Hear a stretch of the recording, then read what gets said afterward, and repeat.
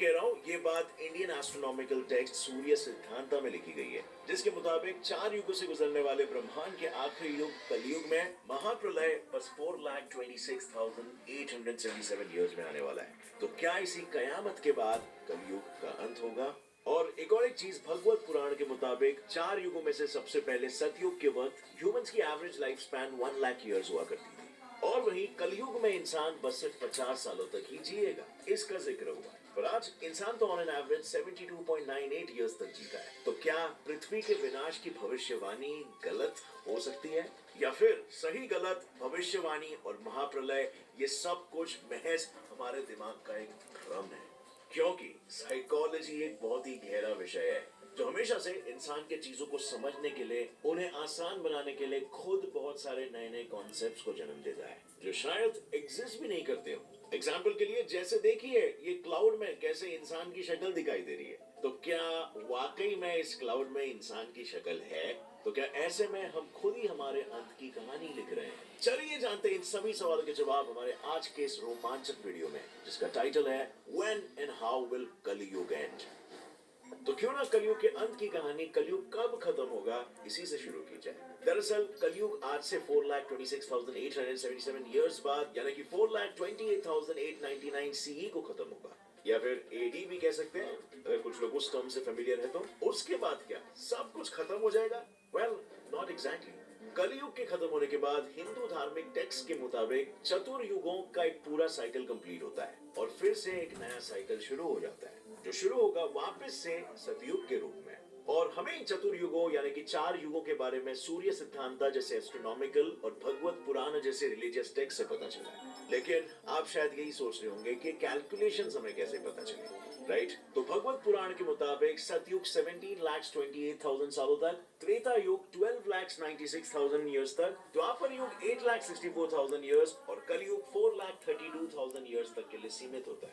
तो इसका मतलब हर सक्सेसफुल युग पिछले युग से 1/4 छोटा होता है, यानी हर अगला युग पिछले वाले से 4,32,000 ईयर्स कम होता है। और अगर हम इन सारे युग के ड्यूरेशंस को ऐड करें तो हमें एक महायुग मिलता है। कलयुग कब खत्म होगा ये तो हमने देखा, अब बारी है ये देखने की कि कलयुग कैसे खत्म होगा। इसका आंसर है कलयुग जब अपने पीक पर होगा, जिसे घोर कलयुग भी कहा जाता है, तब क्लाइमेटिक कंडीशंस का कोई ठिकाना नहीं होगा। कभी पूरी पृथ्वी अकाल में डूबती होगी, तो कभी बाढ़ में। हर जगह सिर्फ लड़ाई झगड़ा हो रहा होगा, लोग भूख और प्यास के मारे मर रहे होंगे और ना जाने कितनी बीमारियां फैल रही होगी, क्योंकि मनुष्य अधर्म, छल कपट, असत्य और हिंसा के रास्ते पर चलने लगेगा और लोग पूरी तरह से मटीरियलिस्टिक और मनी माइंडेड हो जाएंगे, जहां सिर्फ धन दौलत और संपत्ति ही समाज में सबसे ज्यादा मायने रखेगी, जिसकी वजह से मानवता यानी कि ह्यूमैनिटी पर घोर आपदा आ जाएगी। इसके साथ कानून और इंसाफ का सहारा भी सिर्फ पावरफुल और अमीर लोग ही ले सकेंगे और सारी दुनिया भ्रष्ट यानी कि करप्टेड लोगों से भर जाएगी, जिसकी वजह से जो सबसे बलवान या स्ट्रांग होगा, सिर्फ उसी को सत्ते पर बैठने का मौका मिलेगा। और इस सब के चलते मनुष्य की मैक्सिमम एज सिर्फ 50 इयर्स तक ही सीमित रहेगी। तो क्या इन सारे घटनाओं से आखिर कोई बचेगा भी? हाँ, शायद बचेगा, क्योंकि भगवत पुराण के हिसाब से इन्हीं सब के चलते भगवान विष्णु अपने आखिरी अवतार कल्कि के रूप में पृथ्वी पर उतर आएंगे और उन सब का विनाश करेंगे जो अब तक अधर्म, असत्य और हिंसा के मार्ग पर चल रहे थे। वहीं कल्कि धर्म का और धर्म के रास्ते पर चलने वाले लोगों की रक्षा करेंगे, ताकि वो फिर से बाकी दुनिया को आबाद कर पाए। और इसी के साथ शुरू होगा अगले सतयुग का, जहाँ कोई भी अधर्म, हिंसा, पाखंड और असत्य के रास्ते पर नहीं चल रहा होगा। You know, kind of like a fresh new start with only good souled people. वो इतने डिटेल प्रेडिक्शंस तो शायद किसी भी सिविलाइजेशन के एपोकैलिप्स में मेंशन नहीं किए होंगे। तो क्या ये सारी घटनाएं आज किसी भी लेवल पर सच हो रही है? हाँ भी और नहीं भी, क्योंकि भगवत पुराण में कलयुग के दौरान मनुष्य का मनी माइंडेडनेस और मटेरियलिज्म का वर्णन करते हुए ये कहा गया है कि सिर्फ धन दौलत और संपत्ति से ही आदमी जीवन में सफल कहलाएगा। अब ये कहना भी सही होगा कि जिस जमाने में भगवत पुराण जैसे टेक्स्ट लिखे गए थे, तब लाइफ आज के कंपैरिजन में काफी सिंपल थी, क्योंकि तब लोगों के पास आज जैसे पैसे और पैसे कमाने के इतने जरिए, टूल्स, टेक्नोलॉजीज और जरूरतें नहीं थी। इवन कैपिटलिज्म जैसा कॉन्सेप्ट भी नहीं था। लेकिन आज के दिन समाज में अपनी जगह बनाने के लिए आपके पास एक ढंग का जॉब और संपत्ति होनी चाहिए। इसके अलावा कलयुग के वर्णन में यह भी लिखा गया है कि मनुष्य की मैक्सिमम एज 50 इयर्स तक ही सीमित रह जाएगी। लेकिन आज तो मेडिकल फील्ड में टेक्नोलॉजी के एडवांसमेंट की वजह से मनुष्य की एवरेज लाइफ एक्सपेक्टेंसी तो बढ़ती जा रही है। क्योंकि 1960 में पूरी दुनिया की एवरेज लाइफ एक्सपेक्टेंसी 50 साल थी, जबकि आज के दिन ये बढ़कर 72.98 ईयर्स तक पहुंच चुकी है। तो क्या वो कलयुग था और आज सतयुग आ चुका है? I mean, you can kind of look at it that way. At the end, reality is perceptive, right? It's not objective. Anyway, coming back to the point, जब कुछ कुछ चीजें हो रही है और कुछ कुछ नहीं, तो क्या ऐसे में भगवत पुराण में बताया गया महाप्रलय सच में होगा? अब हिस्टोरिकली अगर इस चीज को एग्जामिन किया जाए तो ज्यादातर सभी यही कहते हैं कि ये पॉसिबल है, क्योंकि जिन्होंने ये टेक्स्ट लिखे थे उन्होंने अपने समय में हो सकता है इन घटनाओं का खुद सामना किया, जैसे कि आइस एजेस।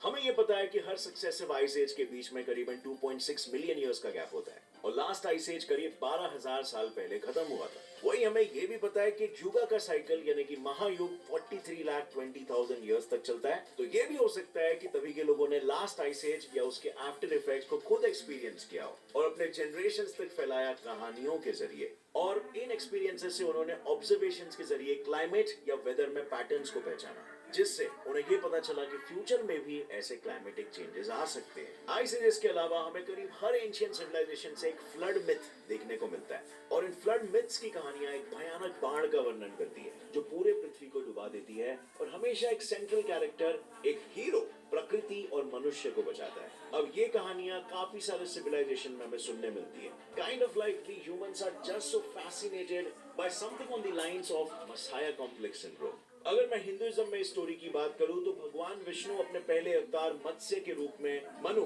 यानी कि फर्स्ट मैन, सप्त ऋषियों और सारे जानवरों को भयानक बाढ़ से बचाते हैं, जिसके खत्म होने के बाद पन इंटेंडेड प्रकृति पृथ्वी को फिर से आबाद बना देती है। इसका एक और एग्जांपल क्रिश्चियनिटी के नोआ की कहानी है, जिसमें नोआ एक जहाज के जरिए अपने परिवार और पृथ्वी में तबाही से बचे हुए जानवर को बचा लेते हैं। इनके अलावा इतिहास से हमें ऐसी कई बाढ़ की कहानियां मिलती है, जैसे कि मेसोपोटामियन सिविलाइजेशन का एपिक ऑफ गिलगमेश और ancient Egyptian flood myths.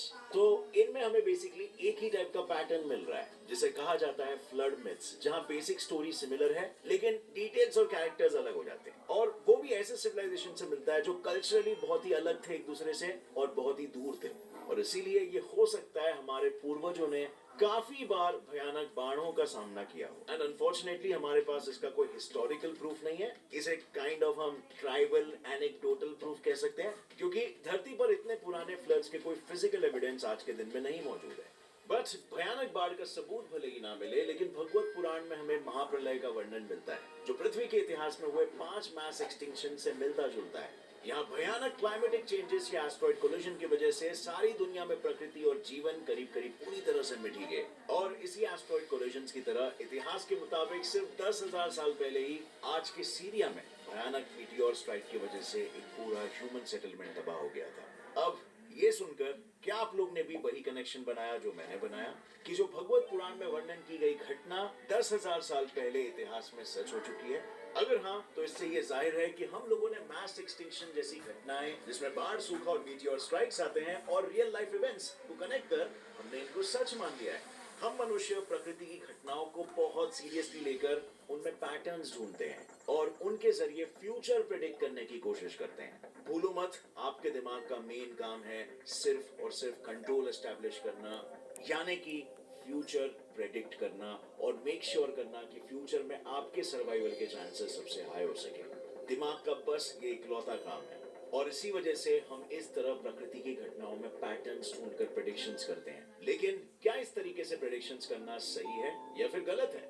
Well, गलत तो नहीं है और है भी, क्योंकि जब से हम एप से मनुष्य में इवॉल्व हुए हैं, तब से ही हम प्रकृति में पैटर्न्स को रिकॉग्नाइज करते आए हैं। इस ह्यूमन टेंडेंसी ने हमें अलग अलग चीजों को याद रखने में बहुत मदद की है, और इन्हीं पैटर्न्स को पहचान कर मनुष्य ने अपनी जिंदगी को आसान बनाया। जैसे कि हमारे पूर्वजों ने अलग अलग स्टार्स और उनके कॉन्स्टेलेशंस को ऑब्जर्व किया और ये समझा कि साल में कौन सा सीजन कब आता है, और इसी से उनके लिए फसल उगाना ईजी हो गया, क्योंकि आगे जाकर उन्हें ये पता चला कि कौन सी फसल कौन से सीजन में उगानी चाहिए। और इसीलिए ह्यूमंस की पैटर्न रिकॉग्नाइजिंग टेंडेंसी हमारे सर्वाइवल के लिए बहुत ही महत्वपूर्ण रही है इन द पास्ट, जो इवॉल्व होकर हम तक पहुंची है। लेकिन यही टेंडेंसी कई बार हद पार कर लेती है, क्योंकि हम ऐसे पैटर्न्स को ढूंढ निकालते हैं जहां असल में कोई पैटर्न या सिमिलैरिटी नहीं होता है, और इस साइकोलॉजिकल टेंडेंसी को कहते हैं एपोफीनिया। जैसे कि बादलों के अलग अलग शेप से उनका मतलब ढूंढ निकालना, या फिर एक गाड़ी के हेडलाइट्स और ग्रिल्स को देखकर एक शक्ल इमेजिन करना, इवन पामिस्ट्री यानी कि हाथ की रेखाओं को देखकर फ्यूचर प्रेडिक्ट करना, ये सब एक तरह का इंसानों का पैटर्न्स देखकर फ्यूचर रिकॉग्नाइज करने की कोशिश है। इस पैटर्न रिकॉग्नाइजेशन की टेंडेंसी को याद रखते हुए हम भगवत पुराण में वर्णन किए गए घटनाओं को दो नजरिए से देख सकते हैं। एक तो ये कि जो लिखा हुआ है उसे आप मान ही लो कि ये सच होने वाला है, कि कलयुग के अंत में पृथ्वी और मानवता पर घोर आपदा आने वाली है, और इसके बाद कल की जो विष्णु के अवतार हैं हमें अधर्म और निश्चित विनाश से बचाएंगे। दूसरा नजरिया आपका ये है कि ह्यूमंस बहुत ही क्यूरियस माइंडेड होते हैं और हमेशा खुद के सर्वाइवल के लिए नए तरकीब और जरिए ढूंढ निकालते हैं, क्योंकि इतनी सारी प्राकृतिक आपदाओं का हमने सामना किया है छुपकर, फिर चाहे वो नेचुरल कैलामिटीज हो या बीमारियां, और पृथ्वी पर होने वाले विनाश से भी बचकर किसी दूसरे ग्रह में हम अपना अड्डा बना लेते हैं। वेल, ये दो पॉसिबिलिटीज है, इसमें से आप मुझे बताओ कि आप कौन सी पॉसिबिलिटी चुनना चाहोगे। वेल, एक कॉन्सेप्ट है जो मुझे हमेशा से बहुत फैसिनेट किया है, और वो है कि reality is created in mind and not outside. तो क्या ऐसी सोच रखना कि मनुष्य प्रजाति इज डूम्ड और हम कुछ नहीं कर सकते, क्या ये एम्पावरिंग है, या फिर एक थोड़ा ज्यादा कंस्ट्रक्टिव माइंड रखना एम्पावरिंग है? बिकॉज आफ्टर ऑल जो हमारे दिमाग में है वो कभी ना कभी फ्यूचर में मैनिफेस्ट होगा ही। अगर प्रकृति नहीं तो हम इंसान ही उसे मैनिफेस्ट कर लेंगे। You know, this is one of the strongest psychological principles. So आपकी क्या राय है इस विषय में? अगर इस वीडियो से आपको कुछ भी नया सीखने मिला तो एक लाइक जरूर ठोकना। Gets it fly